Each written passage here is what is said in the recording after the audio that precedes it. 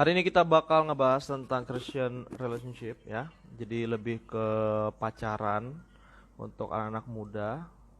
Kalau misalnya ada orang tua yang ikut, berarti pacaran buat anaknya ya.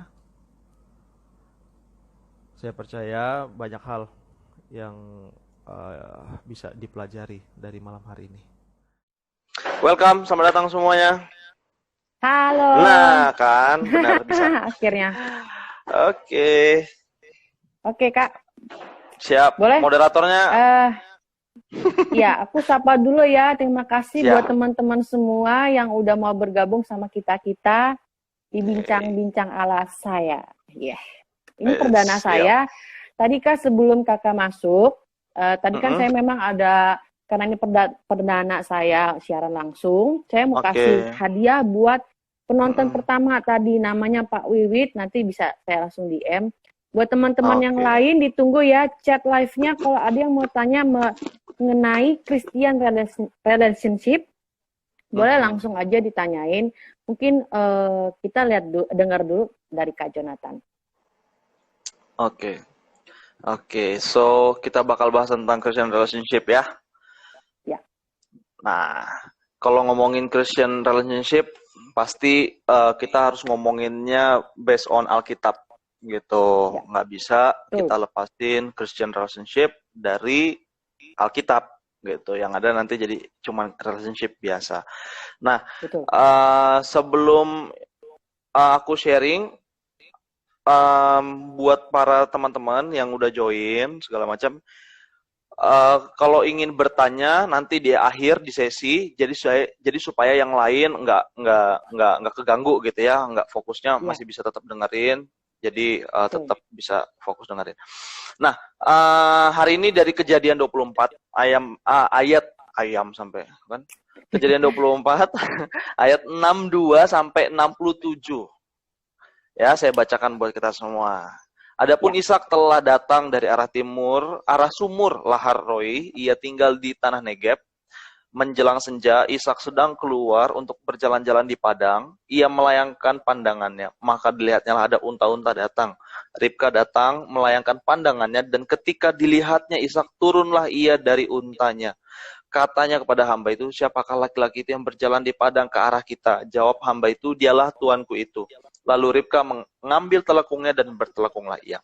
Kemudian hamba itu menceritakan kepada Ishak segala yang dilakukannya. 67. Lalu Ishak membawa Ribka ke dalam kemah Sarah ibunya dan mengambil dia menjadi istrinya. Ishak mencintainya dan demikian ia dihiburkan setelah ibunya meninggal. Nah, buat teman-teman semua, ini kisah tentang Ishak dan Ribka dalam konteks perjanjian lama. Jadi dulu itu nggak ada yang namanya pacaran. Yang ada adalah pertunangan, setelah itu masuk ke pernikahan. Nah, kita garis bawahi yang di ayat 64. Ribka juga melayangkan pandangnya, dan ketika dilihatnya Ishak, turunlah ia dari untanya. Kalimat di ayat 64 itu menggambarkan suasana Ribka jatuh cinta pertama kali sama Ishak, dan Ishak juga jatuh cinta sama Ribka cinta. gitu. Iya, mereka jatuh cinta. Karena di ayat 63, Ishak melayangkan pandangnya, dilihatnya adalah unta-unta datang.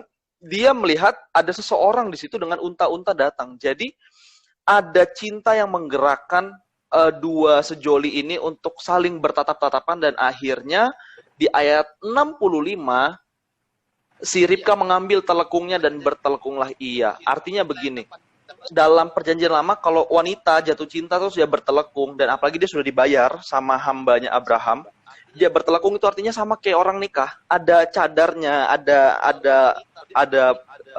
apa, gaun pernikahan. Nah, bertelekung itu menggambarkan bahwa dia siap untuk dinikahi, karena dia sudah ikut loh jauh-jauh dari tanah papanya, dia ikut ke tempatnya Abraham, tempatnya Ishak. Nah, dia memakai telekung. Telekung itu melambangkan dia siap untuk dinikahi. Nah, pacaran itu secara Alkitab tidak ada, literally tidak ada tertulis pacaran, maka berpacaranlah Ishak dan Ribka, tidak ada gitu. Yang ada adalah pertunangan. Bertunang.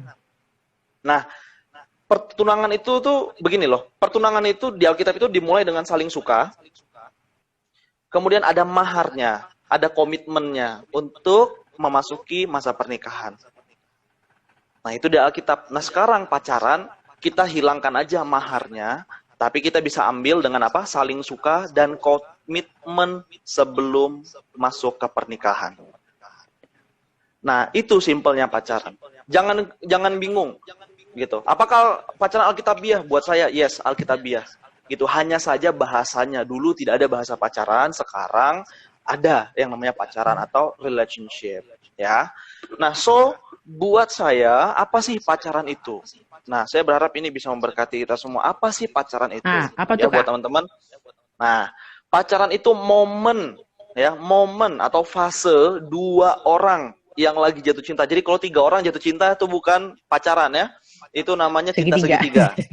Ya, itu drama Korea banyak terjadi. Bisa cinta segi empat kadang-kadangnya kotak, ya.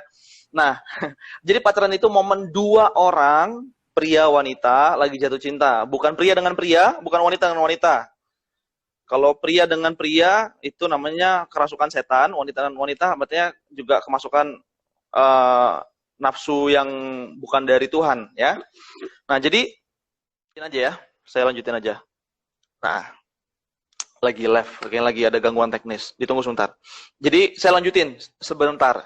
Pacaran itu jadi momen dua orang yang lagi jatuh cinta, mabuk cinta dalam tanda kutip, karena saling menyukai secara fisik dan secara emosional, gitu.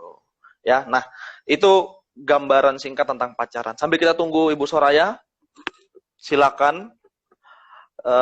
Kalau 3 orang tandanya ada pelakor. Oh iya betul ya, pelakor atau pewanor. Apa itu pewanor? Saya baru tahu pewanor. Yang ada oh, perebut wanita orang. Oke. Oke. Apalagi kalau udah nikah ya, nggak boleh ada cinta yang ketiga. Cuman boleh suami cinta istri, istri cinta sama suami. Ah, ini dia. Terputus ya, gagal teknis. Halo? Halo? Oke, udah tersambung? Udah jelas kah? Oke, Kak, lanjut, Kak. Oke. Nah, jadi proses itu momen dua orang yang jatuh cinta tadi, Kak, Bu Soraya yang saya sebutkan. Jadi prosesnya jatuh cinta secara fisik dan secara emosional gitu. Nah, pacaran itu juga proses persiapan sebelum pernikahan gitu. Proses persiapan sebelum pernikahan dan masa saling mengenal satu sama lain gitu ya, mengenal secara roh. Jadi rohnya kita saling kenal, apakah ini rohnya dari Tuhan atau bukan, apakah dia ini betul-betul mengenal jiwanya gitu ya, mengenal jiwa dari pasanganmu gitu. Kalau kamu lihat, wah ini kayaknya kelainan jiwa nih, masa dia setiap kali marah dia pukul saya, masa setiap kali dia marah dia injak-injak saya, dia bahkan dalam tanda kutip maaf yang ekstrim bisa sampai meludahi gitu ya kan. Ada, saya terima banyak kesaksian begitu. Rasanya dia udah emosi sekali gitu. Jadi dia tidak bisa kontrol gitu. Nah, itu kan jiwanya sakit gitu. Nah, kalau di masa pacaran seperti ini bertemu dengan yang demikian, sakit jiwanya, sakit rohnya, lebih baik jangan dilanjutkan hubungan pacarannya karena ini masa pertemanan gitu, masa persiapan, masa untuk saling menyukai lebih dalam lagi gitu. Oke. Nah, Ibu Soraya sudah tersambung lagi. Kita tunggu ya.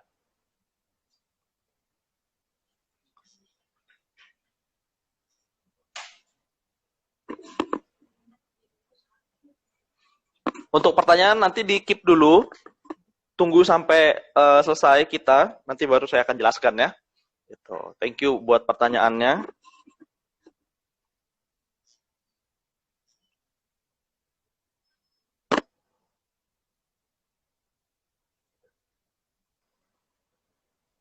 Ya, oke, Kak. Oke, we're back ya. Nah, tadi saya sampai di pacaran itu sebagai masa saling mengenal. Saya tadi jelasin masa saling mengenal roh, mengenal jiwa, mengenal tubuh pasangan. Nah, tadi saya udah jelasin roh, mengenal roh artinya gini. Waktu kita lagi mulai dekat, mulai suka gitu, kita harus kenali rohnya ini.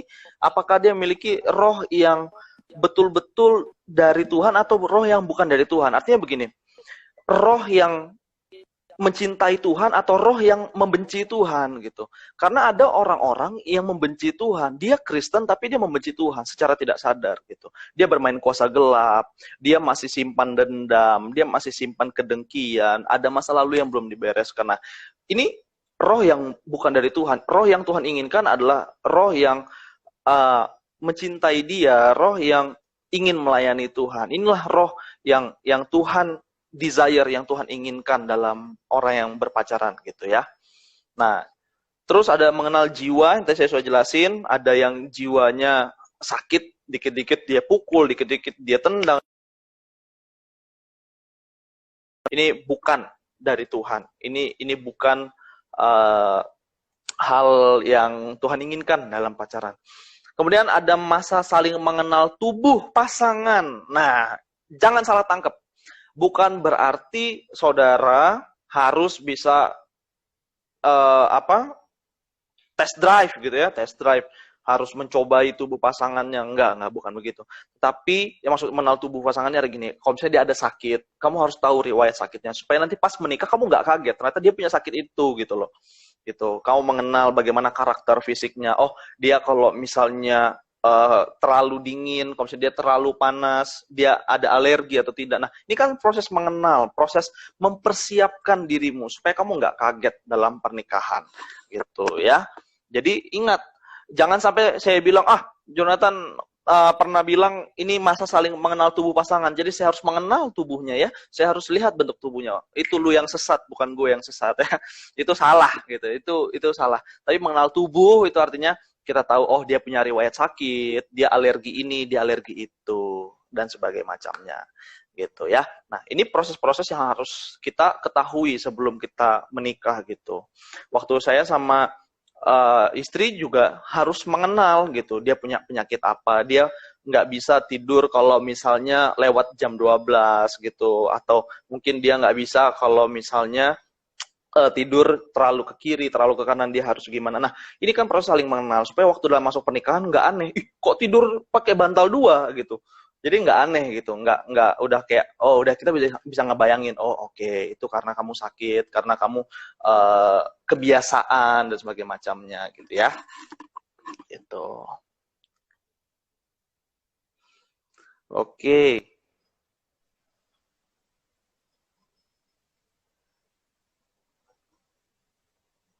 Halo?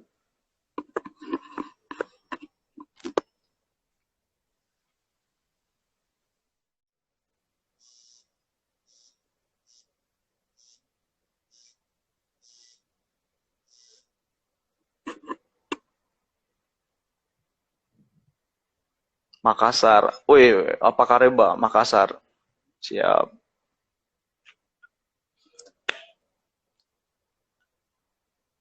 Ada lagi? Oke, dari Pematang Siantar. Horas ya.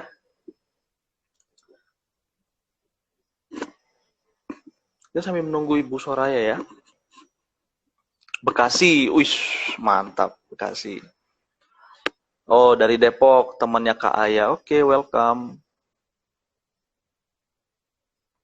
Bekasi, Depok, Makassar, Pematang Siantar. Wow. Wih, dari Samarinda. Sip. Apa kabar ikam-ikam? Kawalan Samarinda? Asik. Karena saya dari Samarinda ya. Sekarang domisili Jakarta. I miss Samarinda so much. Kangen ya sama Samarinda. Makan nasi kuning 24 jam. NTT. Wis, mantap. NTT. NTT dari mananya? NTT itu saya punya kawan dari NTT juga. Oke, we're back. Bu Soraya sudah masuk. Akhirnya. Akhirnya. Ya, tadi minta kirim permintaan, nggak bisa. Oke. Oke, nah Tadi Nih Kak, tadi sampai sih di aku dengar Alkitab. suara terus sih, karena aku pakai 2 handphone, jadi aku bisa dengar Oh, suara oke, Kak oke. Jonathan. Oke, oke. So, aku lanjut ya, Bu Soraya, ke 5 cara untuk memulai atau menjalani pacaran yang sehat dan berkenan itu. Oke? Yang pertama, dari Kejadian 24 ayat 12 sampai 14. Kita buka dulu Kejadian, teman-teman, siapin Alkitab di sampingnya. Kejadian 24 ayat 12 sampai 14.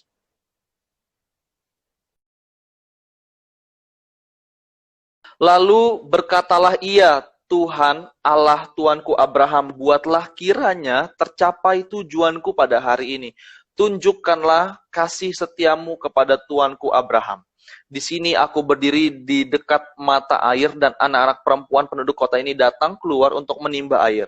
Kiranya terjadilah begini. Anak gadis, kepada siapa aku berkata, tolong miringkan buyungmu itu supaya aku minum, dan yang menjawab, minumlah. Dan unta-untamu juga akan kuberi minum, dialah kiranya yang kau tentukan bagi hambamu Ishak. Maka dengan begitu akan keketahui bahwa engkau telah menunjukkan kasih setiamu kepada tuanku itu. Nah, ayat 12 sampai 14 dari Kejadian 24 tadi membicarakan tentang meminta tuntunan ilahi sebelum bertemu dengan pasangan hidup. Ini yang kurang atau sangat jarang diajarkan dalam pemuritan anak-anak muda dalam masalah pacaran, pemilihan pasangan hidup. Anda harus mau tidak mau melibatkan Tuhan di dalam doamu. Jangan sampai cuma bilang, Tuhan yang penting ada, Tuhan yang penting ada yang mau. Gak bisa. Ingat, kamu itu mahal, kamu itu bernilai, kamu itu berharga. Dan ingat, kamu itu segalanya buat Tuhan. Jadi jangan sampai salah pilih pasangan. Gitu ya, dia rela mati untuk kamu, jangan sampai kamu rela mati buat orang yang gak sayang sama kamu. Repot urusannya. Ya, Tuhan itu bayar harganya sangat mahal karena kamu berharga. Jadi pilih pasangan yang juga menghargai kamu. Jangan salah pilih. Gitu. Mulainya dengan gimana? Minta tuntunan Tuhan. Sama seperti hambanya Abraham ini, Eliezer. Dia minta sama Tuhan. Tuhan tunjukkan, berikan aku tanda. Gitu. Jadi nggak salah buat teman-teman yang mau sedang mencari pacar untuk minta tanda. Untuk minta tanda, that's okay gitu, nggak masalah gitu, itu normal gitu. Karena dengan meminta tanda yang spesifik itu memudahkan kita untuk mengenali bahwa oh ini loh dari Tuhan, oh ini loh yang bukan dari Tuhan gitu. Nah, saya dulu punya beberapa kriteria tanda gitu ya. Saya punya tanda untuk minta tanda sama Tuhan untuk menunjukkan siapakah yang cocok jadi pasangan hidup saya dari Tuhan. Dan puji Tuhan, Tuhan menunjukkan tanda itu kepada istri saya yang sekarang ya. Gitu. Jadi minta tanda spesifik itu bukan masalah ya, itu nggak apa-apa gitu. Cuman kadang-kadang permasalahannya adalah begini, kalau anak muda sudah banyak mulai minta tanda, kadang-kadang tandanya sudah dikasih. Tandanya sudah dikasih, udah jelas banget tandanya, tapi hanya kurang peka gitu. Bahkan enggak peka sama sekali. Ini yang berbahaya gitu. Dan banyak juga yang begini saya catat, karena buru-buru, karena ngebet banget, pengen banget pacaran, udah nggak tahan jomblo berlama-lama, akhirnya salah memilih, akhirnya menyesal, akhirnya ada tangisan dalam pacarannya, dalam pertunangannya, dalam pernikahannya. Akhirnya nyesel banget, kenapa ya aku nggak sama yang dia gitu ya, kenapa aku sama yang ini gitu, apa aku terlalu ngebet. Nah, kebanyakan itu terlalu cepat ngebet. Tuhan belum kasih tanda, Tuhan belum kasih lampu hijau, kamu udah terobos saja, lampu merah pun kau hajar gitu. Nah, itu akhirnya kecelakaan gitu ya, nggak boleh gitu. Kemudian yang kedua itu ada tujuan ilahi gitu ya. Jangan sampai kamu udah pacaran tapi nggak punya tujuan gitu. Jangan sampai pacaran tapi nggak punya tujuan gitu. Pacaran yang sehat dan berkenan atau Christian relationship itu bukan cuma tentang tidak melakukan hubungan seks sebelum pernikahan, tapi juga berbicara tentang visi atau tujuan dari hubungan tersebut. gitu. Jadi buat kalian yang masih cari pacar atau sekarang lagi dalam masa pacaran, tentukan visinya, tentukan tujuan ilahinya gitu. Apa tujuannya? Pasti menikah, satu. Terus yang kedua apa tujuannya? Oh, kamu nanti mau jadi pendeta, aku mau jadi pengusaha. Ya udah, bertumbuh dalam visi itu gitu. Jangan sampai kalian memulai pacaran tidak tahu visi kalian sendiri itu apa. Tujuan diri kalian kan diciptakan untuk menjadi apa, cita-citanya menjadi apa, itu jangan sampai nggak punya gitu. Harus punya dulu. Supaya pasangan kamu bisa support kamu, dan kamu juga bisa support pasangan kamu gitu. Nah, itu pasti menjadi awal yang bahagia kalau mau pernikahan yang bahagia gitu. Jadi pacarannya harus seperti itu, punya visi gitu. Saya dari awal saya sudah bilang sama calon istri saya mau melayani Tuhan sepenuh waktu gitu. Saya mau melayani Tuhan, saya mau menjadi pendeta dalam tanda kutip ya. Jabatan pendeta seperti itu, melayani segala macam. Dan dia mengerti itu gitu. Dan saya juga tahu visinya dia mau jadi seperti apa. Oh, 2 tahun pertama, 3 tahun pertama mau seperti ini, seperti ini, seperti ini. Nah, inilah kita saling support di situ. Dan puji Tuhan, hari ini dia support saya yang support dia. Itu ya yang paling penting. Halo, Bu Soraya. Saya udah di poin yang kedua tentang 5 cara tadi ya menjalani pacaran yang sehat dan berkenan. Nah, tadi kita berbicara tentang tujuan ilahi, ya kan? Ishak dengan Ribka juga menikah karena ada tujuan loh teman-teman, gitu ya. Tujuannya mereka menikah itu adalah mereka meneruskan keturunan, yaitu keturunan ilahi, keturunan yang akan mendapatkan berkat, mendapatkan janji dari Tuhan. Dan keturunan yang mewarisi karakter Allah. Kalau kalian pacaran, kalian menikah, kita harus punya visi, kita harus punya cita-cita melahirkan keturunan ilahi. Melahirkan keturunan, anak-anak, cucu-cucu yang mewarisi karakter Tuhan. Jadi karakter Tuhan tidak berhenti di mama papanya, tapi karakter itu harus mengalir turun ke bawah. Harus ada diturunkan karakter itu. Nilai-nilai ilahi itu harus diturunkan. Nah, inilah yang dimaksud dengan meneruskan keturunan ilahi. Itu. So, sekarang pertanyaan buat setiap kita. Nih, pertanyaannya gini. Apa purpose kamu dalam pacaran? Apa tujuannya sekarang kamu pacaran? Buat apa kamu dengerin saya ngomongin tentang pacaran saat ini? Gitu. Harus tanya, tujuannya apa? Kalau untuk menikah, kalau jawabannya adalah untuk menikah, untuk meneruskan karakter Allah di dalam dirimu dan dalam diri pasanganmu dan dalam keturunanmu, maka pilihlah yang seiman. Pilihlah yang seiman. Yang seiman, yang sama-sama percaya Yesus adalah Tuhan dan Juru Selamat, yang sama-sama percaya bahwa hanya satu-satunya jalan ke sorga melalui Yesus semata, tidak ada jalan lain, gitu. Dan mempercayai semua hukum-hukum agama Kristen. Inilah yang seiman, teman-teman ya. Jangan sampai kalian bilang, oh iya dia seiman, ternyata tidak seiman. Apa tandanya dia tidak seiman? Dia tidak percaya Yesus, dia tidak percaya Yesus satu-satunya jalan menuju surga. Nah, itu repot ya. Orang yang menikah dengan seiman aja itu juga punya problem yang banyak, juga punya problem yang ribet, yang ruwet. Apalagi kalian punya pasangan tidak seiman. Udah ribet, ruwet, nggak connect lagi. Ngomongin Tuhan, dia ngomongin yang lain gitu ya. Jadi pilihlah yang seiman ya, karena Tuhan pengen kamu bahagia gitu. Jadi pilih yang seiman. Dan yang membawamu mendekat, melekat kepada Yesus. Itu dia. Membawamu dalam persatuan dengan orang tuamu. Itu juga poin yang harus dicatat. Jangan sampai ada yang bilang gini, saya pacaran yang penting saya senang sama pacar saya. Bodoh amat sama orang tua. Biar aja mereka marah-marah. Yang penting gue bahagia. Itu sesat. Itu bukan tujuan Tuhan, itu bukan kehendak Tuhan ya. Nah, kalau begitu, jadi kalian itu harus membawa diri kalian untuk semakin dekat sama Tuhan, mendekat sama orang tua. Ya, itu purpose-nya. Kalau kalian mau menikah, meneruskan karakter Allah. Dan mulai belajar menghasilkan buah roh dalam hubunganmu. Jangan sampai Kalian pacaran-pacaran tapi tidak menghasilkan buah-buah roh. Apa aja buah-buah roh? Cari nanti di Alkitab ya. Harus punya pengendalian diri, harus punya kesabaran, harus punya kerendahan hati dan sebagainya. Kemudian yang kedua, apa purpose kamu dalam pacaran? Kalau kamu pacaran cuman karena kesepian, cuman karena butuh teman chat, pacaran karena butuh orang yang dengerin kamu doang, maka jangan pacaran. Ya, jangan pacaran dulu. Jangan masuk ke tahap pacaran. Karena pacaran tadi apa? Fase mengenal, fase mempersiapkan untuk pernikahan. Jadi kalau masih ragu-ragu, masih cuman pengen ada yang chatting, mending temenan dulu. PDKT-an aja selama-lamanya. Ya, sesiap-siapnya nanti baru masuk ke pacaran.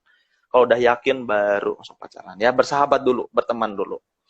Terus yang ketiga, 5 cara untuk menjalani hubungan Christian relationship ya. Yang ketiga, ada kesepakatan. Ya, ada kesepakatan. Sepakat apa itu Kak Jo? Sepakat untuk menjalani hubungan yang serius. Jadi kalau misalnya udah sama-sama suka, harus diomongin kita sepakat ya. Kita sepakat untuk hubungan ini serius. Jadi nggak ada lagi yang namanya perselingkuhan di tengah jalan. Gitu. Jadi kita saling mengenal, saling mengerti bahwa oh this is serious gitu. Ini serius. Ini nggak main-main, ini nggak coba-coba ya. Karena kalau yang namanya coba-coba itu namanya nggak sungguh mengasihi. Gitu. Yang serius lah yang sungguh-sungguh mengasihi. Gitu. Jadi kita harus sepakat untuk menjalani hubungan yang serius. Kemudian yang berikutnya, kesepakatan tentang apa aja? Sepakat untuk saling belajar mengasihi. Kalau misalnya satu bikin kesalahan, satu harus bisa mengampuni. Belajar mengampuni. Banyak orang hanya menekankan, saya harus belajar mengampuni. Jadi tunggu dia minta ampun, baru saya nanti kasih pengampunan. Tapi kalau kamu tidak belajar meminta maaf juga terlebih dahulu, itu juga repot. Gitu. Jadi harus seimbang, belajar mengampuni dan belajar untuk minta maaf kalau kamu salah. Itu yang Tuhan inginkan. Oke? Kemudian kesepakatan apa lagi sih untuk pacarannya dalam Christian relationship ini? Sepakat untuk saling menjaga kekudusan hidup. Ini yang paling esensi juga, menjaga jangan sampai seks di luar pernikahan gitu. Gimana caranya? Banyak orang bilang gini. Tadi juga saya ada lihat komen di sini bilang secara teori sih gampang ngomonginnya, tapi secara praktek susah. Buat saya sampai hari ini tidak pernah berhubungan seks waktu pacaran ya. Waktu pacaran tidak pernah berhubungan seks dengan istri saya. Gitu. Kami menjaga kekudusan, kami menjaga semuanya to be pure gitu. So itu iya sih nggak gampang, tapi nggak sulit-sulit banget selama engkau punya lingkaran yang sehat. Dengarkan baik, kau punya lingkaran yang sehat. Lihat kiri kananmu. Kalau kiri kananmu ngajarin kamu, ya udah nggak apa-apa, kamu ke kos itunya aja, nggak apa-apa, kamu nginep aja, ya udah kamu tidur bareng dia aja, ya udah kamu bermalam aja sama dia. Ingat, kalau kiri kananmu sudah mendukung kamu untuk dalam tanda kutip kumpul kebo, maka rawan masuk dalam seks sebelum pernikahan. Karena kiri kananmu sudah mempengaruhi. Ingat, pergaulan yang buruk merusak kebiasaan yang baik. Ya, jadi hati-hati. Terus ada yang bilang, itu susah banget. Karena kan kita sebagai anak muda punya hormon gitu, punya nafsu yang lumayan tinggi masa-masa pubertas. Kalau kamu sudah lahir baru, kalau misalnya kita sudah lahir baru, kita bukan berarti tiba-tiba nggak punya nafsu, nggak punya birahi, nggak punya hormon, nggak punya ketertarikan sama pasangan kita. Justru kita punya, namun bisa kita kontrol. Inilah yang membedakan orang yang sudah lahir baru sama yang belum lahir baru. Kita sama-sama punya nafsu, tapi kita bisa mengontrolnya. Kita bisa seperti Yusuf yang lari dari pencobaan godaan seksual gitu. Nah, jadi sepakatlah untuk menjaga kekudusan hidup. Ini yang paling penting. Terus yang keempat, ada cara yang keempat juga. Yang pertama tadi apa? Teman-teman bisa catat, dimulai dengan meminta tuntunan ilahi atau minta tanda sama Tuhan. Yang kedua, punya tujuan ilahi. Yang ketiga, punya kesepakatan. Dan yang keempat, nanti ada 5 ya. Yang keempat, memiliki komitmen. Banyak orang, teman-teman, itu sepakat di awal, tapi tidak ada komitmen di perjalanan. Ini yang repot. Yesus itu sepakat untuk menjadi kurban tebusan, untuk penebusan dosa orang, dosa manusia, dan dia komitmen sampai mati. Kata di Alkitab, taat sampai mati, itulah komitmen yang dia lakukan. Dia tidak hanya sepakat di awal, kemudian melalaikan tugas dan tanggung jawab dan visinya, tetapi dia meneruskan itu. Dia setia pada itu. Itulah komitmen. Gitu. Banyak orang-orang, teman-teman yang DM bahwa ada pacarnya yang selingkuh, atau mungkin dia yang selingkuh, gitu ya, gimana caranya ini segala macam. Saya bilang ya, itu artinya kamu hanya sepakat di awal, tapi nggak punya komitmen, gitu. Nanti suatu saat, kalau kamu menikah, kamu itu akan melanjutkan nilai-nilai yang ada dalam pacaran. Kalau dalam pacaran kamu selingkuh, bisa jadi dalam pernikahan kamu juga jadi tukang selingkuh. Gitu. Jadi latih dirimu dari sekarang. Kalau kamu sudah pernah diselingkuhin beberapa kali sama pasanganmu yang sekarang, mulailah bertanda tanya, apakah ini dari Tuhan atau bukan. Karena kalau dia serius, dia beneran sayang sama kamu, dia komitmen, dia menjaga. Walaupun ibaratnya kamu juga sering bikin kesalahan gitu. Walaupun kamu juga masih ngeselin, tapi dia tetap mau setia, dia nggak cari yang lain, walaupun dia kayak sempat rasa jenuh, tapi dia tetap punya komitmen, oh ya ini pacaran gue mau sampai menikah, karena gue udah memilih, gue udah ngomongin rencana masa depan, gue mau komitmen, ya itu artinya dia serius gitu. Dan itu puji Tuhan kalau kamu menemukan yang seperti itu. Gitu ya. Jadi harus punya komitmen, jangan sampai sepakat di depan, habis itu di tengah jalan bubar ya. Itu menyakitkan hati sih. Udah ngabisin duit, dompet, udah ngabisin bensin, ngabisin waktu ya kan. Repot banget gitu. Jadi komitmen lah. Dan komitmen itu yang membedakan pacaran Kristen dengan pacaran duniawi. Kalau misalnya orang di luar sana ada yang pacaran gonta-ganti, ya kamu pacaran usahakan 1 kali dan habis itu langsung menikah kalau bisa. Tapi kalau misalnya saya sudah berkali-kali, tapi saya udah bertobat, ya puji Tuhan, pacaranmu berikutnya haruslah menjadi pacaran yang menuju ke pernikahan. Gitu ya, dengan tidak mengabaikan prinsip-prinsip, jangan juga sampai kau terlalu ngebet akhirnya salah pilih. Ya, nanti saya lagi salahin. Katanya pacaran berikutnya saya harus sampai nikah. Ya udah saya nikahin aja. Padahal PDKT-nya kurang ya, dulunya yang kurang pinter. Artinya kamunya yang kurang berhikmat. Kamu harus berhikmat dong. Kalau misalnya mau nikah sama orang, masa nggak dipikirin PDKT-nya, masa yang penting langsung jadi nikah, akhirnya ntar nyesel. Ya. Nah, komitmen itu akan mengubah cinta eros menjadi cinta agape. Wow, ini revelation, pewahyuan yang saya dapatkan ketika saya mempersiapkan bahan ini gitu. Jadi ada komitmen itu bisa mengubah cinta yang eros. Cinta eros itu ini, cinta yang dilakukan supaya memuaskan diri gitu. Cinta yang didapatkan untuk mendapatkan seseorang gitu ya. Secara dan tanda kutip nafsu gitu ya, cinta eros itu seperti itu. Nah, tapi kalau ada komitmen di dalam cinta erosnya akan berubah menjadi cinta agape, menjadi cinta yang tanpa syarat gitu.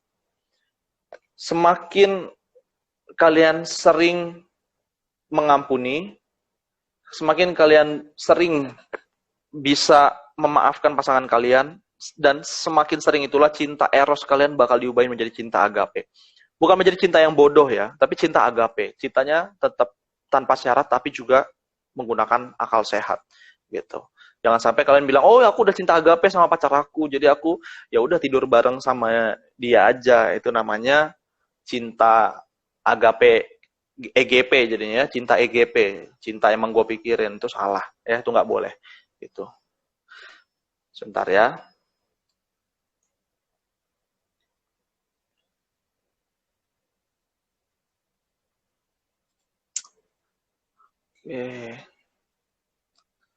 So, masuk ke 5 ya. Ini saya barusan chatting sama Ibu Soraya, kayaknya lagi ada gangguan, dia nggak bisa masuk ke live ini. Kenapa ya?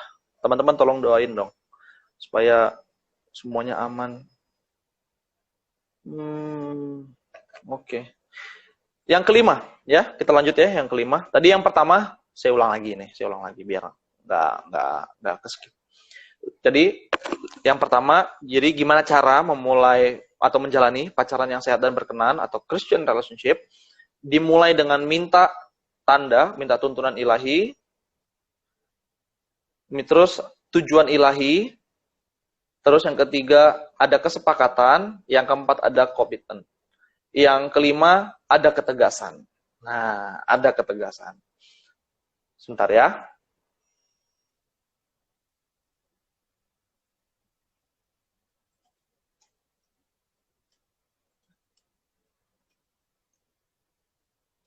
Oke teman-teman, kemungkinan kita bakal ganti Bu Soraya yang bakal live ya di sisa waktu yang ada. Dia yang akan live, saya bakal join. So pantengin ini @saya_Soraya, nanti bakal live, saya bakal join di situ. Oke? Kita bakal bahas poin yang kelima di situ. Oke? Tuhan Yesus memberkati. Bye. Halo. Ya, halo Pak. Ya. Oke, suaranya kedengeran. Sip. Tadi udah sampai mana nih Pak? Tadi sampai poin yang keempat. Apa tuh? Poin yang keempat tadi adalah memiliki komitmen. Gitu. Jadi ada 5 cara, tadi aku udah jelasin 5 cara gimana menjalani pacaran yang sehat dan berkenan itu. Yang pertama dimulai dengan minta tuntunan ilahi. Terus ada tujuan ilahi. Terus yang ketiga ada kesepakatan. Yang keempat ada komitmen. Nah, yang terakhir yang kelima yang mau saya bahas ialah ada ketegasan dalam Christian relationship. Dalam menjalani hubungan itu harus ada ketegasan. Tegas bukan berarti galak. Galak belum tentu tegas. Gitu. Nah, tegas ini artinya gini, kita punya prinsip gitu loh. Kalau misalnya kita nggak mau having sex sebelum pacaran, kalaupun pacar kita gantengnya kayak Lee Min Ho, mau gantengnya kayak Siwon, mau cantiknya kayak siapa, anything lah, anyone lah yang bisa disebutin gitu. Kalau kita punya prinsip, seganteng, secantik, se-charming apapun, kita harus bisa say no. Inilah ketegasan. Gitu. Terus kita bisa juga punya ketegasan misalnya gini. Aku nggak suka misalnya kalau kamu ngomong kasar ke aku. Nah itu kan udah masuk ke prinsip. Kalau selama pacaran kita bisa menghargai prinsip ini, kita bisa menghargai pasangan, kita punya ketegasan di dalamnya, maka pasangan kita akan mikir 2, 3 kali, 4 kali untuk ngomong kasar kepada kita. Karena inilah bentuk ketegasan. Kita ngomong bahwa aku kurang suka ya kalau kamu ngomong kayak gini, aku kurang suka kalau kayak gini, aku punya prinsip ini, itu, dan ini, itu. Nah, coba dibicarakan di depan sebelum masuk ke pernikahan, karena banyak pernikahan itu kandas karena hal kecil seperti ini, hal prinsip. Contoh misalnya gini, ada orang yang cerai cuman karena pengelolaan keuangan. Dia biasa mengelola uang sendiri. Tiba-tiba dalam pernikahan, pasangannya yang lebih dominan untuk mengatur keuangan. Ribut. Minta cerai. Ini repot. Ini harus diomongin. Karena ini ngomongin prinsip, ngomongin ketegasan, ini harus ngomongin di depan. Kalau misalnya nggak pahit di depan, cuman manis-manis di depan, munafik di depan, oh ya udah nggak apa-apa, yang penting aku sama kamu, yang penting aku ini, yang penting, ini repot. Pasti setia, gitu. padahal. Iya, aku pasti setia. Nggak bisa. Kita harus ngomongin juga pahitnya itu di depan. Waktu saya sama istri misalnya, waktu awal pacaran sebelum menikah, saya harus tahu dan saya kenal karena dia orang yang dari timur dan dia orang tuanya bercerai. Of course pasti ada pembentukan psikologi. Iya, atau bercerai. Pasti berbeda cara menghadapi anak yang dari tidak bercerai dan dari anak yang hasil atau pernah mengalami proses perceraian dalam keluarga. Pasti beda psikologinya. Nah, ini harus diomongin di depan supaya ada ketegasan yang mengikuti. Nah, banyak anak muda itu kayak gitu. Dia nggak mau ngomongin terlalu dalam di masa pacaran karena ngerasa belum pasti juga sama dia. Justru engkau harus ngomongin ini di depan supaya engkau tahu apakah dia ini dari Tuhan atau bukan. Apakah engkau bisa dimengerti sama dia dan apakah engkau bisa mengerti dia gitu loh. Simpelnya tuh gitu. Nah, jadi tegas untuk stay no ke beberapa prinsip. Salah satunya yang pasti ialah prinsip kekristenan, yaitu no sex before marriage. Gitu. Terus say no untuk keperselingkuhan. Ada loh orang sekarang di luar negeri itu open relationship namanya. Jadi dia pacaran dalam tanda kutip, tapi dia boleh suka sama orang lain. Dia boleh dating sama orang lain. Buat saya ini udah melanggar dari prinsip definisi pacaran yang kita sebutkan sebelumnya.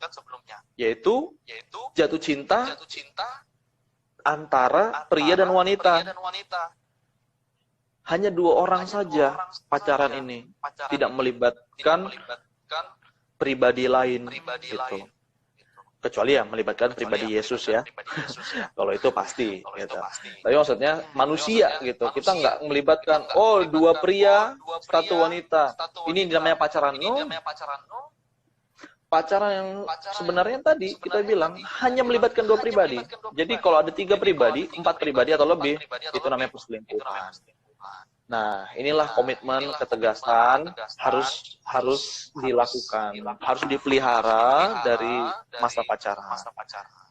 Gitu, Bu Soraya. Nah, itu sih 5 poin saya. Ulang lagi Kak dari pertama, mungkin teman-teman yang baru bergabung tadi Oke. 5. Nah, yang pertama dimulai dengan minta tuntunan ilahi. Atau minta tanda dalam bahasa familiarnya. Itu. Nah, saya jelasin singkat yang poin 1. Minta tanda spesifik itu bukan hal yang besar buat Tuhan. Bukan masalah besar buat Tuhan. Tapi kadang orang yang minta tanda itu nggak peka dengan tanda yang Tuhan sudah berikan. Atau mungkin Tuhan belum kasih tanda, tapi dia udah ngebet. Nah, Tuhan kasih lampu merah, masih lampu merah, dia terobos. Terjadilah kecelakaan dalam pacaran, terjadilah kecelakaan dalam pernikahan. Tuhan belum bilang, ini loh buat kamu.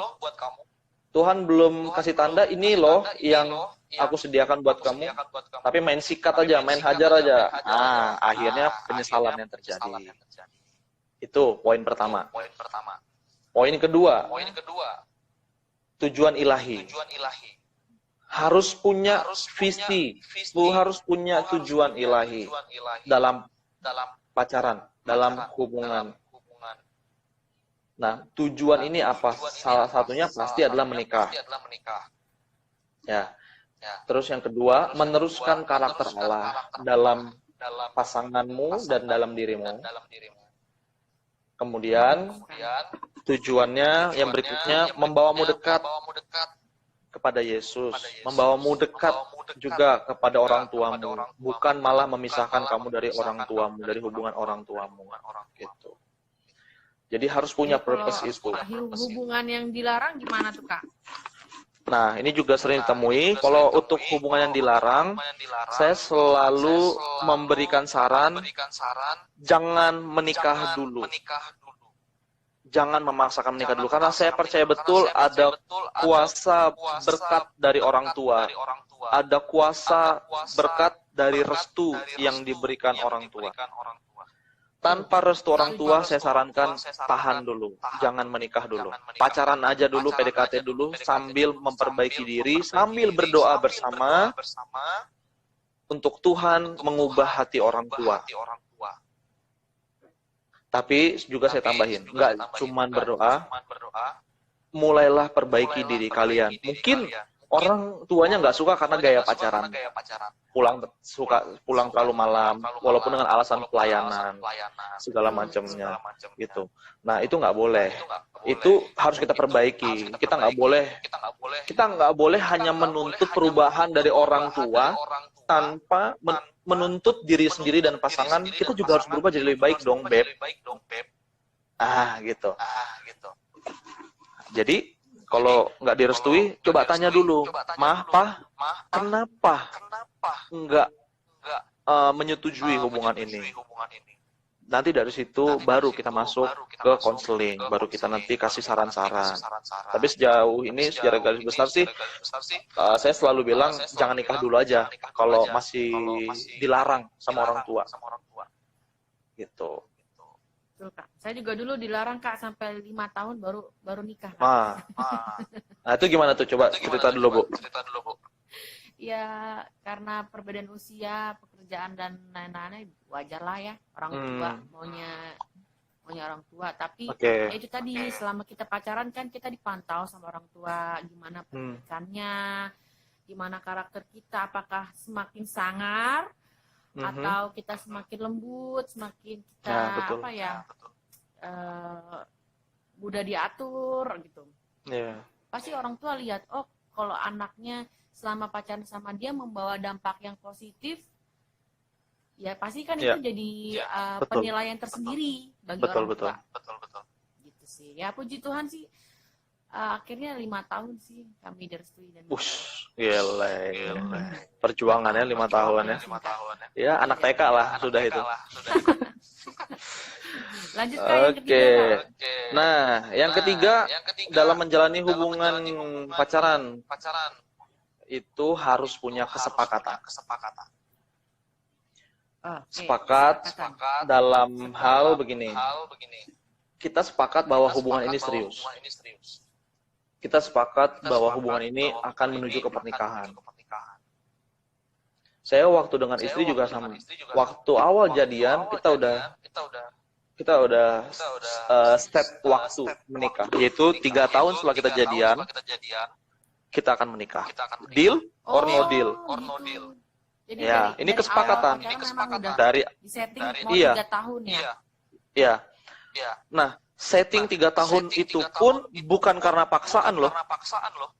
Ya. Saya kesaksian sedikit. Ke 3 tahun itu saya memang set waktu semenjak saya lahir baru.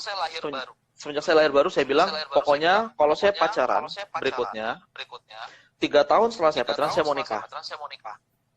Nah, pas masa PDKT, pas masa pendekatan sama Cynthia ini nggak tahu visi saya yang ini. Tapi saya kan kepo nih. Saya kepo, saya kan pengen cari info. Saya korek-korek, saya tanya, kau mau nikah? Kapan? 3 tahun lagi, dia bilang. Oh, oke. Saya bilang, wah, ini menjadi yang tadi poin pertama. Ini jadi tanda juga buat saya bahwa kayaknya dia nih yang dari Tuhan. Gitu. Nah, akhirnya kita lanjut PDKT sampai ada beberapa tanda berikutnya yang mengikuti. Saya yakin. Nah, langsung saya nyatakan cinta kayak anak-anak muda zaman now. Gitu. Nah, jadi pas sepakat. udah jadian ya, Kak? Iya, pas udah jadian baru kita reveal. Pas udah jadian. Kalau aku kebalik nih, Kak. Kalau aku kebalik. Oh, oke. Gimana tuh? Sebelum berarti. Sebelum pacaran udah ditanya mau serius apa enggak gitu sama suami. Kalau mau serius diajak nikah, iya. Kalau enggak ya enggak dari awal. Terus aku bilang enggak tahu kan waktu itu masih sekolah. Ya udah kamu rencana ada plan nikah mau berapa lama? Paling lama. Aku bilang ya kalau memang bertahan 5 tahun ya it's okay gitu. Dan ternyata selama 5 tahun itu kan nggak direstui, dan 5 tahun itu percis kita minta tanda gitu ya, kalau memang Tuhan izinkan kita bersatu misalnya gitu, ya jalan gitu 5 tahun. Kalau memang masih nggak disetujuin ya mungkin nggak lanjut gitu sih. Ternyata puji Tuhan orang tua merestui sih. Puji Tuhan, memang itu juga perlu doa dan puasa ya. Mungkin bagi teman-teman yang mungkin juga lagi bergumul, saya rasa kurang cukup ya kalau cuma doa aja. Jadi saran saya juga doa dan puasa, dan nggak cuma sendiri kita, tapi sama pasangan. Karena saya juga dulu waktu itu berdoa di gereja, berdoa gitu sih. Bener-bener minta sama Tuhan, ini nggak sih pasangan hidup kita gitu. Karena nggak main-main kan Kak. Gitu. Iya betul. Nah itu kan berarti yang tadi juga di poin 1 bahwa kita minta tuntunan dengan berdoa, gitu kan. Betul. Jangan main jadian aja. Tuh. Nah itu tentang sepakat. Yang keempat komitmen. Itu adalah komitmen. Karena banyak pasangan itu cuma sepakat, tapi nggak komitmen. Pernah kan ngelihat bahwa awalnya kami sudah berjanji, tapi dia yang mengingkari. Seilah kayak lagu. Iya. Nah, komitmen inilah yang menentukan nilai juga apakah pasangan ini layak untuk menjadi pendamping hidup kamu. Gitu. Karena kalau cuma janji, banyak orang bisa janji. Karena sepakat ini kan kita ngomong tentang janji kan? Iya dong. Sepakat kan? Oh ya, aku janji, aku sepakat ini. Nah, harus ada komitmen yang mengikuti. Sama tadi saya kasih ilustrasi seperti Yesus.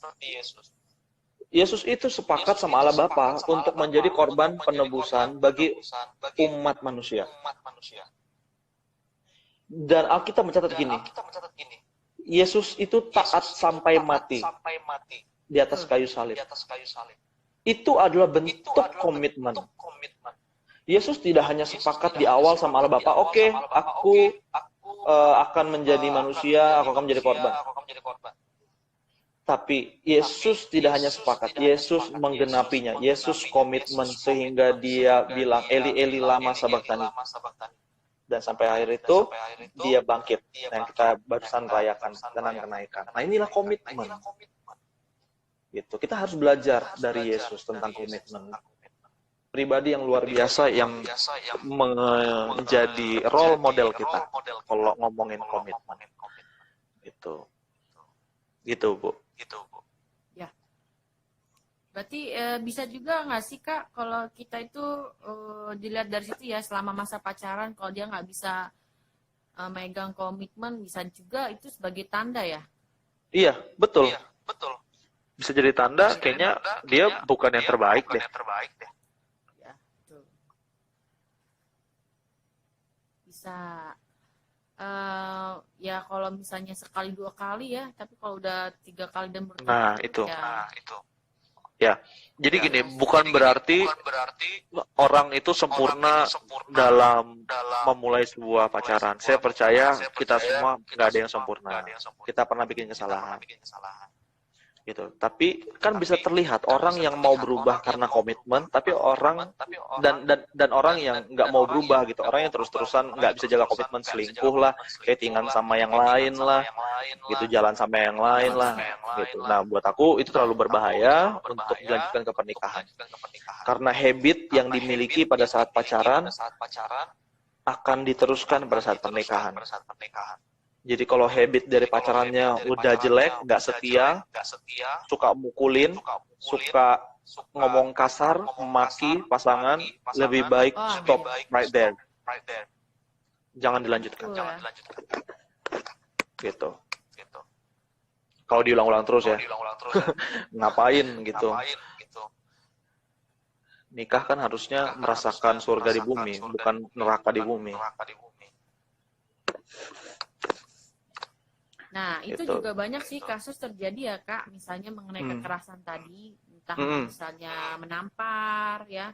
Iya. Minta maaf, sampai sujud-sujud minta maaf, ya kan. Nggak akan mengulangi, ternyata berulang-ulang. Nah, itu juga dari kita sendiri harus punya ketegasan. Iya. Jangan gampang, apa namanya ya? Apa Kak? Gimana baiknya? Kadang juga kita diancam, Kak. Ada saya dapati curhatan ya, malah diancam gitu kalau misalnya putus. Macam bunuh diri. Memang bukan pasangan bukan pasangan hidup yang dari Tuhan misalnya ya. Ya, itu paling banyak itu bunuh diri. Gimana tuh, Kak? Ya, nah, pertama ya, ini fakta kenyataan, fakta di lapangan. Banyak orang yang bilang gini, aku mau bunuh diri. Lebih ke poin 5 ya, ketegasan ya. Iya, bisa masuk ke ketegasan. Iya, oke. Gitu, Gimana, Kak? poin kelima gitu. Nah, gini, banyak orang ngancem mau bunuh diri kalau diputusin. Karena kan dia kasar nih, kan ceweknya udah bilang. Ya, ceweknya udah bilang kamu kasar, kamu ini, kita putus aja. Terus cowoknya sujud-sujud minta maaf, terus bisa bilang aku mau bunuh diri kalau kamu putus sama aku gitu kan. Nah, itu gimana tuh, Kak? Dilema. Fakta di lapangan menyatakan gini, orang yang bunuh diri biasanya nggak ngomong-ngomong. Biasanya tiba-tiba bunuh diri aja. Iya. Nah, biasanya yang ngancam bunuh diri biasanya ya udah coba kamu berdiri di gedung menara BCA, lompat aja ke bawah. Mikir juga dia. Otaknya langsung jalan gitu. Nah, jadi cuman gertakan.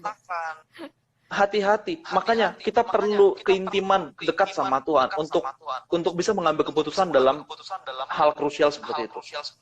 Kalau saya pribadi, kalau udah decide putus misalnya, putus aja wes, gitu. Itu tegas, itu prinsip. Karena dia mukulin gue, dia ngeludahin gue, dia selingkuh terus, ngapain gue sama lo? Gue buang-buang waktu, buang-buang kuota, gitu, buang-buang energi, for what? For nothing. Jadi ya udah, gue percaya Tuhan punya miliaran ciptaan di dunia ini, masa nggak ada satupun yang terbaik buat saya, gitu. Jadi saya percaya iman. Nah, itu perlu iman di situ. Mungkin buat teman-teman lain ya, memang ini sebenarnya tabu ya, tapi banyak terjadi gitu ya. Oh iya. Kalau diputusin pasangannya langsung ngancem bunuh diri. Ada juga, Kak, selain bunuh diri ada yang ngancem mau pindah agama. Ini lucu, unik, tapi terjadi. Iya. Itu teman saya juga gitu. Dan itu gimana ya, dewasa lah gitu kalian gitu. Mungkin yang saat ini dalam hatinya sebenarnya gue nih nggak cocok sama dia gitu, kayaknya pingin udahan tapi terikat cara apa ya itu. Entah diancam ya, kalian harus cepet-cepet cari pembina ya, kakak pembina gitu untuk konsultasi. Betul, harus punya mentor. Baiknya bagaimana. Sekarang banyak anak-anak muda yang pemalu sih ya, nggak mau ngasih tahu orang tua, nggak mau ngasih info ke gembala. Ya kalau nggak mau sama kakak pembina di gereja kita sendiri, bisa ya sama Kak Jonathan. Mau konsultasi bisa, sama saya bisa. Jadi jangan sampai salah jalan. Intinya sih dalam pacaran itu jangan sampai merusak masa depannya, nggak, Kak Jonathan? Betul, Bu Soraya. Betul. Ya kan? Harusnya kita membangun masa depan. Jadi buat cewek-cewek juga jangan jadi cewek gampangan, mohon maaf, ngasih mungkin terkena bujuk rayu pria, mau aja ngasih perawanannya itu, aduh itu udah sangat sulit. Ya. Nanti minta diputusin pasti mewek, pasti mewek dan pasti akan ngancem dan segala macam. Buat yang pria juga harus tahan diri. Tuh. Ya. Mungkin ada pesan-pesan, Kak. Ini kita sudah 5 poin ya. Kita nanti lihat ada yang mau tanya-tanya. Nah, pesan-pesan aku buat anak-anak muda yang masih belajar untuk memulai sebuah hubungan, yang lagi mencari pasangan hidup, Yang pertama, pastikan punya mentor. Ya, Karena mentor itu teman kamu untuk curhat. Kalau kamu nggak punya teman, mentor juga nih ya, kayak. betul. Itu salah satunya. Jangan sampai salah pilih mentor. Karena gini, mentor itu tempat kamu curhat. Kalau kamu salah pilih mentor, salah curhat, berabe. Gitu.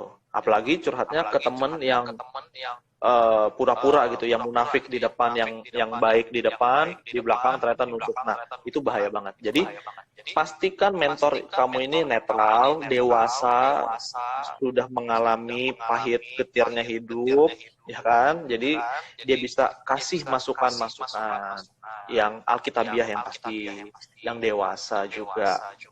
Gitu. Itu yang pertama, pilih mentor, punya mentor. Terus yang kedua, harus peka sama Tuhan, harus dekat sama Tuhan.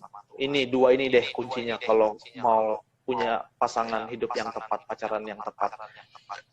Kalau kita nggak intim sama Tuhan, kita nggak dekat sama Tuhan, gimana kita mau minta tanda? Gimana kita bisa tahu ini tanda dari Tuhan? Sulit. Jadi perlu kepekaan, perlu kedekatan sama Tuhan. Itu sih pesan-pesan dari aku. Ya, mungkin ada teman-teman yang mau bertanya. Wah, ini apa ya? Banyak. Sebentar ya, Kak ya. Iya. Saya lihat dari atas. Terima kasih ya teman-teman yang sudah mau bergabung. Sebentar. Mungkin Kak Jonathan ada mau kasih masukan lagi, boleh ya Kak? Sambil kita menunggu. Iya. Tadi masukan aku tadi udah dua, punya mentor, punya hubungan yang dekat sama Tuhan. Yang ketiga juga kalau bisa mau ditambahin, belajar sabar. Karena banyak orang tuh nggak sabaran. Gitu, apalagi sudah 30 ke atas, udah belum nikah-nikah, udahlah sikat aja lah, beda iman, sikat aja lah. Di depan mata ya. Iya, apa yang depan mata, mau buy one get one juga sikat, gitu ya kan? Gitu, hati-hati gitu, karena gini, pernikahan ini kan lembaga yang diciptakan Tuhan pertama kali sebelum manusia jatuh dalam dosa. Artinya apa? Artinya pernikahan ini penting di mata Tuhan. Pernikahan ini punya tujuan yang penting di mata Tuhan. Pacaran ini proses menuju pernikahan itu. Kalau pacarannya udah sembarangan, udah habislah itu pernikahan. Walaupun kita percaya ada pemulihan. Walaupun nanti bertobat dua-duanya pada saat pernikahan, Tuhan jamah, puji Tuhan. Ada banyak kesaksian begitu. Pacarannya sembarangan, hamil luar nikah, terus menikah di masa pernikahan itu dipulihkan Tuhan. Puji Tuhan. Tapi kenapa enggak dari awal baik-baik, dari awal engkau pilih yang memang damai sejahtera gitu. Kenapa harus tunggu hancur dulu baru Tuhan pulihkan? Gitu. Itu sih yang bisa lu tambahin gitu.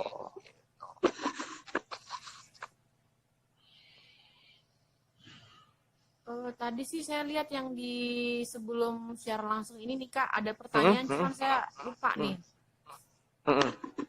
Yang mana tuh? Kalimatnya yang gimana? Oh ya, ini ada pertanyaan. Bagaimana pandangan Kristen tentang LDR karena pekerjaan masing-masing, bahkan setelah menikah nantinya? Oke. Kalau saya pribadi untuk pacaran LDR itu memerlukan kedewasaan dan perlu kepercayaan yang beda dari pacaran yang biasanya. Karena LDR itu mau nggak mau dituntut adalah kepercayaan. Gitu.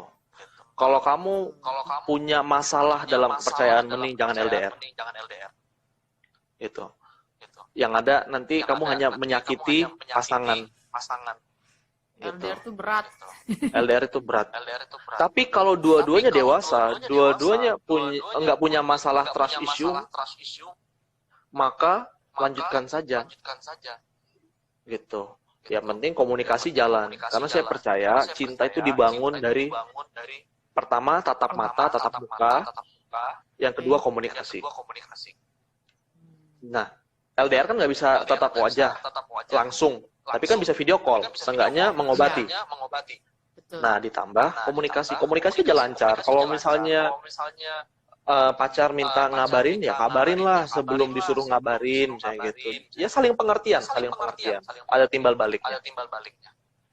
Nah, untuk menikah LDR, ini yang aku kurang setuju. Aku nyarankan kalau pernikahan salah satu ngalah, ikut salah satunya. Karena pernikahan itu rentan. Sangat. Karena gini, waktu kita menikah, kan ada sexual intercourse. Ini kita ngomong yang ini ya, yang agak sedikit dalam. Sexual intercourse yang sudah terjadi suami istri, kalau dipisahkan dalam jarak dan waktu yang lumayan lama, penyalurannya bisa aneh-aneh kalau nggak dekat sama Tuhan, gitu. Kalau nggak bisa mengendalikan diri, penyalurannya bisa ke hal-hal yang nyeleneh, gitu. Mohon maaf, akhirnya kenapa jadi ada pelakor pebinor? Kenapa misalnya ada suka nonton video porno akhirnya? Karena ada desire sexual intercourse yang tidak terpenuhi. Ingat, sexual intercourse adalah kebutuhan dari manusia, dan itu anugerah dari Tuhan. Desire itu dari Tuhan. Itu kudus, itu suci.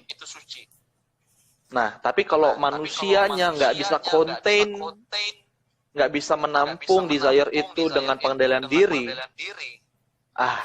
setan bisa masuk. Jadi untuk LDR pernikahan, saya sarankan jangan terlalu jauh, jangan terlalu lama. Gitu. Kalau cuman pergi ke keluar kota seminggu 2 minggu, ya boleh lah. Gitu. Ya, jadi tergantung kebutuhan juga. Ya, sambil itu kita sih. lihat lagi. Oh, tadi saya ingat ada yang di siaran yang tadi ada yang bertanya apa? Ini kan secara teori mudah gitu. Tapi secara praktek susah. Nah, saya mau bilang begini, memang semuanya secara teori mudah gitu. Semua keilmuan secara teori mudah. Gitu. Kedokteran secara ilmu, oh iya kalau ibu sakitnya panas minumnya Pamol, Sanmol gitu. Tapi dalam actual juga susah. Saya minum Sanmol udah kagak mempan, Pamol kagak mempan, gimana dong dok? Jadi memang apa yang kita omongkan secara teori. Tapi saya juga percaya orang yang sungguh-sungguh pengen ngelakuin pasti bisa ngelakuin. Karena kesaksian, dan saya mau bilang, selama saya pacaran sama Cynthia, saya tidak berhubungan badan. Kami tidak making love, tidak having sex sebelum diberkati di gereja dalam mahligai pernikahan. Gitu. Jadi selama ada kemauan pasti bisa. Selama ada niat dan disertai dengan doa, disertai dengan mentor yang tadi dekat sama Tuhan, pasti bisa. Pasti. Gitu. Jadi jangan underestimate dulu. Ini zaman ini semakin mudah, semakin ini. Buat saya itu hanyalah pikiran yang pesimis. Itu hanya melemahkan iman. Kenapa kita nggak bilang sama kiri kanan kita, kamu bisa melawan ini, kamu bisa kok ngelewatin ini, kamu bisa menjaga kekudusan. Ayo, encourage. Mulai keluarkan kata-kata yang positif. Jangan ngeluarin kata-kata negatif. Gitu. Perkatakan iman. Itu. Ya, betul. Perkatakan iman. Oke, Kak. Selamat datang yang baru bergabung ya. Ini saya ringkas lagi, ada 5 poin yang tadi kita sudah bahas ya. Yang pertama, kalau kita mencari pasangan hidup, ya tentunya kita harus minta tuntunan ilahi. Kita pun harus peka ya.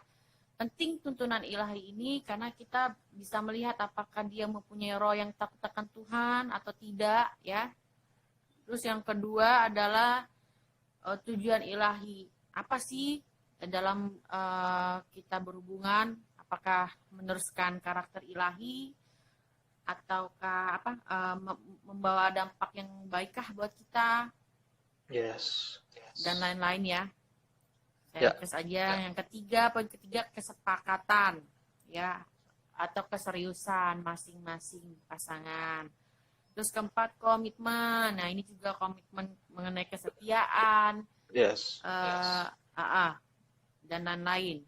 Yang kelima adalah ketegasan dalam prinsip. Contohnya, say no to sex before marriage. Before marriage. Ya. Terima kasih. Kita udah berapa lama ini ya? Dari jam berapa? Dari jam 7 ya? 1 jam setengah. Terputus-putus sih ya. Terputus. Aku udah save yang tadi. Udah di IG TV. Nanti teman-teman yang mau lihat ulang bisa ke profil aku, ntar diklik aja. Oh iya, mantep banget nih Kak. Terima kasih banget. Untungnya nggak langsung hapus ya. Enggak. Teman-teman. Nggak cuma sampai di sini aja sih ya, teman-teman. Mungkin yang baru sempet bergabung, penasaran, bisa lihat IG Kak Jonathan. Terus juga mau nanya-nanya juga bisa sih, langsung DM aja kalau memang waktunya kita ini udah 8:30 ya, 8:30 kurang. Mungkin kalau ada yang mau konsultasi boleh, atau mau tanya-tanya. Itu aja sih, sampai saat ini nggak ada lagi pertanyaan nih Kak. Oke, puji Tuhan.